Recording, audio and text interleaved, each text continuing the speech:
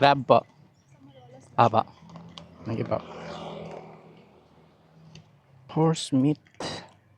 Let's take Fernando Poe Jr. Avenue, Quezon City. Pagkain ng aso. Alright, pick up na natin yung ating first booking. Punta to ng Matandang Balara, 12 kilometers. Ang bayad sa atin is 198 pesos. So ang oras ngayon is 9:30 pa lang. Aga-aga tayo. Sana makarami tayo at maganda mga booking. So deliver ko na muna to. Sarap bumiyahe ngayon, no? Walang traffic.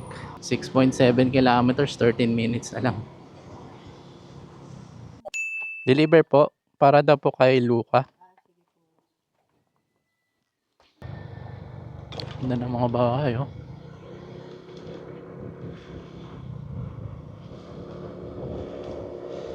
Sarap dito, relax.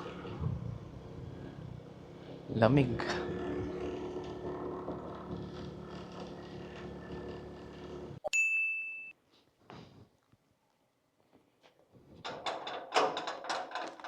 Talam po. Thank you po.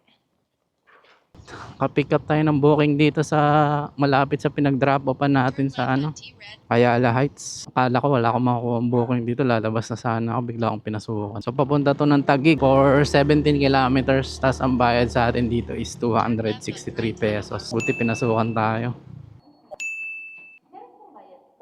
Bayad na po. Ma'am, meron po ba dito Maricar? Ay, pick up po. Grab. Ano po ba yan, ma'am?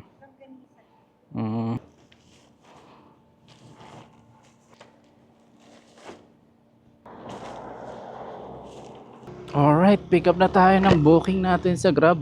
So, papunta to ng San Juan for 8.8 kilometers. Tapos ang bayad sa atin dito is 238 pesos. Cash kasi yun, kaya malaki. Pero yung mapupunta sa atin doon is 148.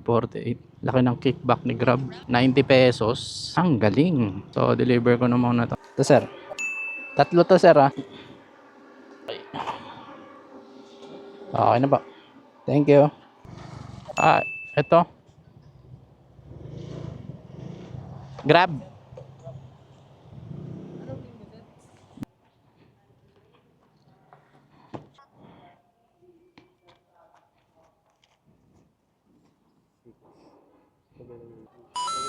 Okay na ba? Thank you. Alright, nakakuha tayo ng booking sa Grab.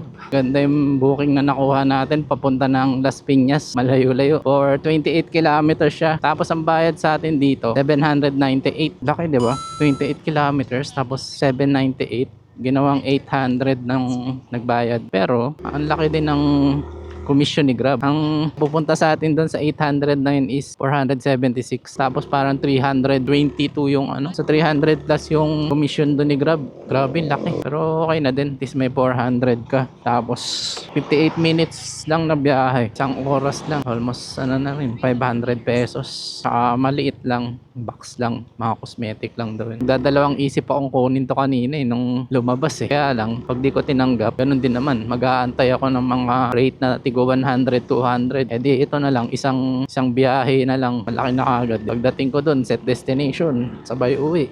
So deliver ko na muna to. Hey, Doktora Juliet. Okay na po, bayad na po yan. Apo, ito lang. Alright, nakapick up pa tayo ng booking sa Grab. Papunta to ng Pasig for 15 kilometers. Tapos ang fare niya is 236. Uuwi na dapat ako, kaya lang pinasukan pa. Okay lang naman, malayo-layo pa naman din tayo. 20 kilometers pa yung layo natin sa bahay. Deliver ko muna to. Let's go. Sir, sa unit 1501. 1501. Rafael Pascual. Ano ko ba, sir? Grab Express po. Apo.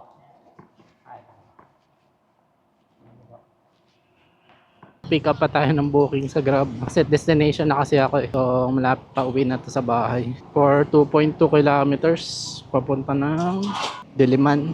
So ang fare nito is 76 pesos. Tapos 2.3 kilometers lang. Lapit lang. Dagdagan pa tayo. So deliver ko muna to. Let's go. Pauwi na ako. Okay, ano po? Ma'am Karina Canlas.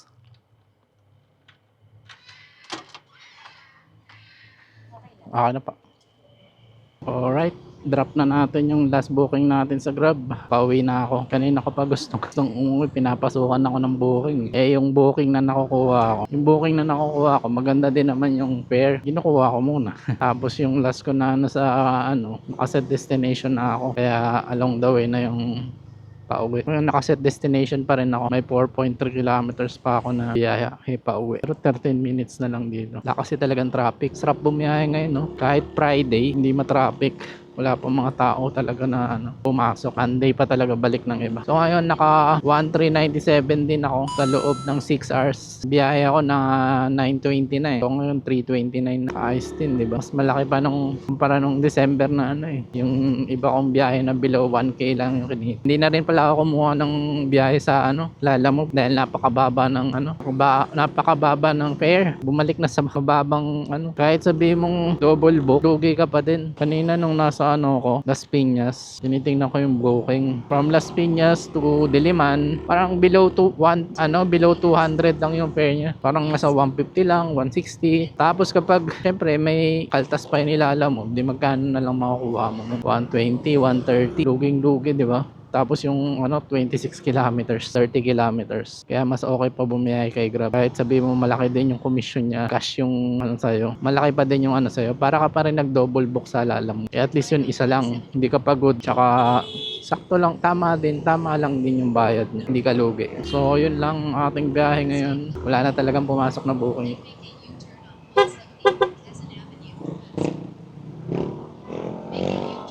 Ako ay uuwi na. Traffic na dito sa Pantrangco. Bukas ulit biyahe ako. Bye!